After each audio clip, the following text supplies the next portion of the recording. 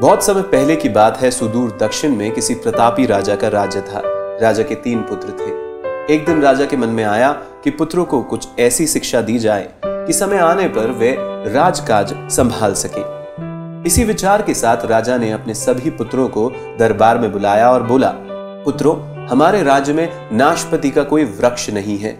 मैं चाहता हूं कि तुम सब 4-4 महीने के अंतराल पर इस वृक्ष की तलाश में जाओ और पता लगाओ कि वो कैसा होता है। राजा की आज्ञा पाकर तीनों पुत्र बारी बारी से गए और वापस लौट आए।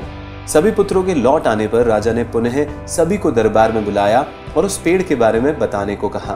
पहला पुत्र बोला, पिताजी, वह पेड़ तो बिल्कुल टेढ़ा मेढ़ा और सूखा हुआ था। नहीं, वो तो बिल्कुल हरा भरा था, लेकिन शायद उसमें कुछ कमी थी, क्योंकि उस पर एक भी फल नहीं लगा था। दूसरे पुत्र ने पहले को बीच में रोकते हुए कहा।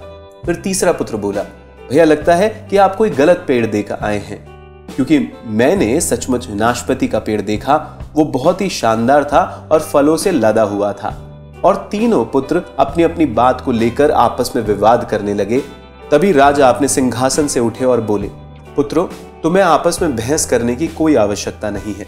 दरअसल तुम तीनों ही वृक्ष का सही वर्णन कर रहे हो।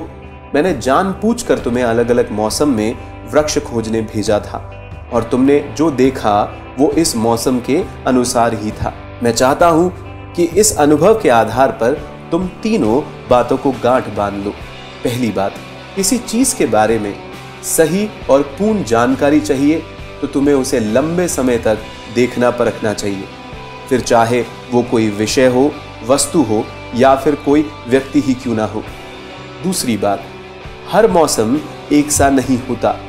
जिस प्रकार वृक्ष मौसम के अनुसार सूखता है, हरा भरा और फलों से लदा रहता है, उसी प्रकार मनुष्य के जीवन में भी उतार चढ़ाव रहते हैं। अतः अगर तुम कभी भी बुरे दौर से गुजर रहे हो तो अपनी हिम्मत और धैर्य बनाए रखो, समय अवश्य बदलता है। और तीसरी बात, अपनी बात को ही सही मानकर उस पर अड़े मत रहो। अपना दिमाग खोलो और दूसरों के विचारों को भी जानो। यह संसार ज्ञान से भरा हुआ है। चाहकर भी तुम अकेले सारा ज्ञान अर्जित नहीं कर सकते।